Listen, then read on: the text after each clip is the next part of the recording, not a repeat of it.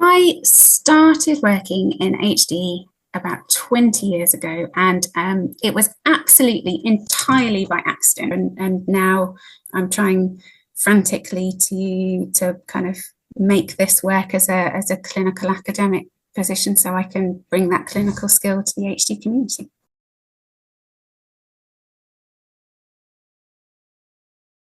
I think, again, this comes back to the conversations, the experiences that I had in clinic. It's talking to people. It was watching the frustration and the distress. And do you know, it's almost from both sides. I was having conversations with Roger, with the medics in here, about how hard they found it in the clinic room when patients came in, families came in, and they were talking about the apathy, they were talking about the loss of motivation and the distress it caused, and the clinicians feeling like they had no tools to help. It was really uncomfortable for them to not be able to offer a solution, to be able to offer help. And on the flip side, it was talking to the families, talking to the caregivers, just about how hard it was to live with somebody who was apathetic, to navigate everyday life.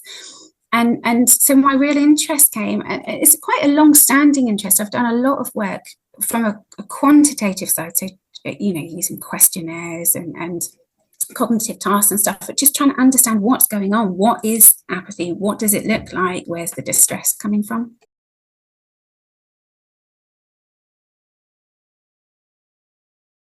What we did, just to explain a little bit about the piece of research, it really was about trying to understand what the meaning of apathy was for HD families and the caregivers.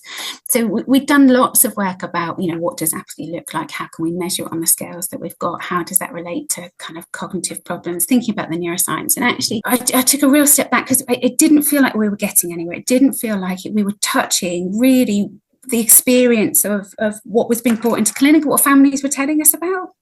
And so this piece of work really was about going right back to the roots and asking people, asking what the meaning of apathy was for them, asking where the distress came from, asking how they made sense of it.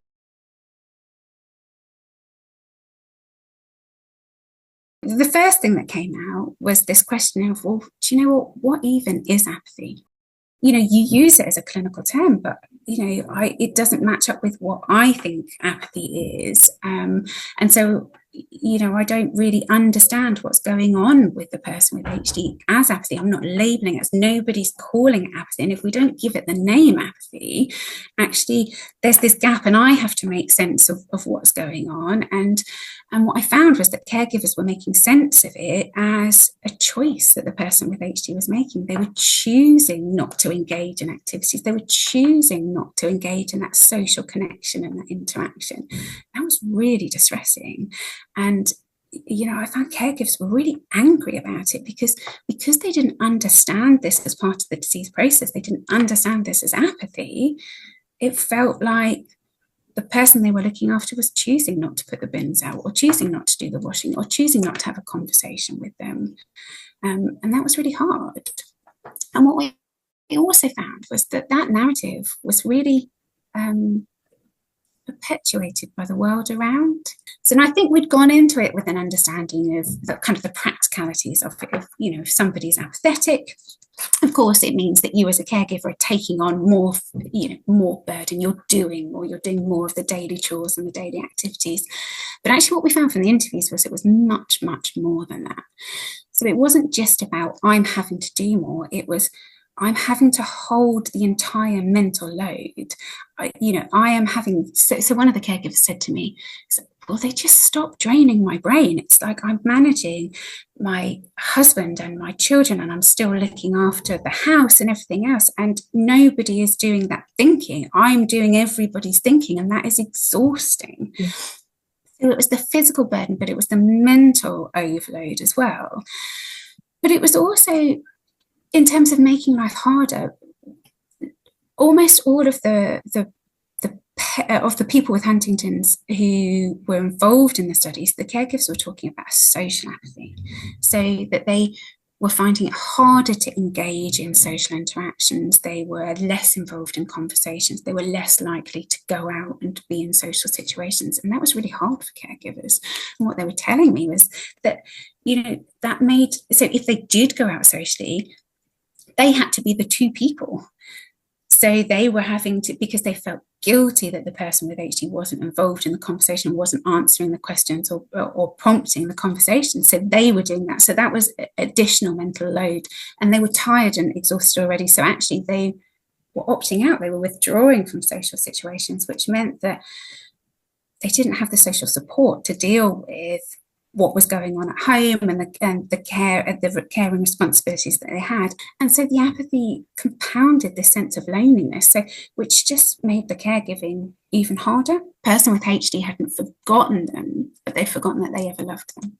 It was about that loss of those really small, subtle cues that tell you you're in an intimate relationship with somebody. And it felt very much like those transactions, or those interactions had become transactional, and that there wasn't that care. But for lots of caregivers, the apathy, that side of the apathy was really impacting just emotionally how they were coping with life themselves. So they were going through that sense of loss.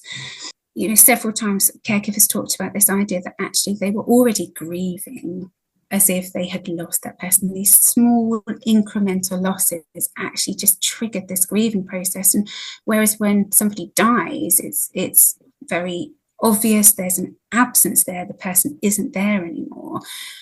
Caregivers were still feeling that sense of loss, but was looking at the person that they were losing. And I think that ambiguity, that ambiguous loss, was really hard to sit with. Big themes actually that came through the research was this idea that HD caregivers felt like they just didn't have a space to share this. Several of them said to me, and they were really taken aback, and this sense that they didn't feel like they had permission to talk to. They didn't feel like they could talk to their friends and wider family because nobody understood. They talked about this idea that actually they felt that the only people who would really understand what it was like for them was talking to other HD caregivers. It sits in this middle ground as well, because that mismatch between physically the person is looking well, so actually it's really hard to get the people around to understand, so he may be looking physically well, but actually this is really tough. There's lots going on here. There's lots of change, but you can't see it. And I think there's also this idea, because lots of this is emotional, lots of this is kind of about connection. Actually, when you come to the clinic room, I can talk about his movements and I can talk about his sleep, because that's all very medical, but I can't talk about how sad I feel that he's not kissing me goodnight anymore. That doesn't feel like that's a good use of the time, but actually it's massive.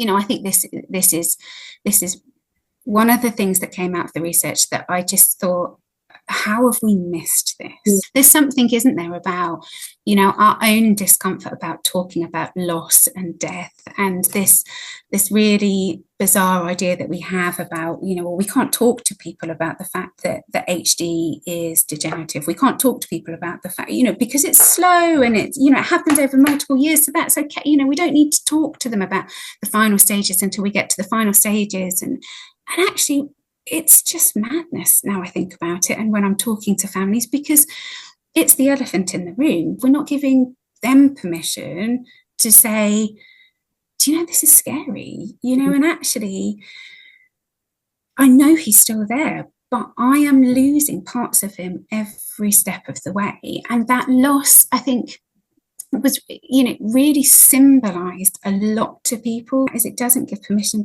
for people to say, but I'm scared. I'm scared of where this is going to go next. I think about all the things I've lost already, and I'm petrified of all the things I've got to lose and having to deal with that every step of the way.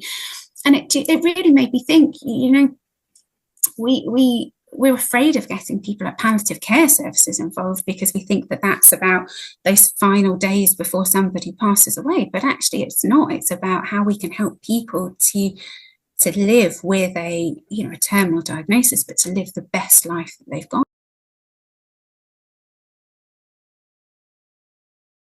We need to get that voice out for people with caregivers and what it's like and how we can make life better. I think the voice of the caregivers is so important in that, not just in helping them feel, them as a community feel validated, but helping us as clinicians realise that actually we need to be doing more. We absolutely need to be doing more than we are doing. You know, it's really true that people with HD will do much better if they are living in a supportive environment with people who love and look after them. So it's a fact that, you know, their disease will be easier, they will live better for longer. Of course, that just makes so much sense. So why are we not investing resources into making that happen? You know, yes, we need to be doing the resources. Let's slow down the disease, let's cure the disease, absolutely. But while we're not able to do that, why are we not thinking about actually how we can help people to live better for longer? And that, I think, is by supporting caregivers to be able to give the love they want to give, but by making their life more manageable and understanding what it's like to be them.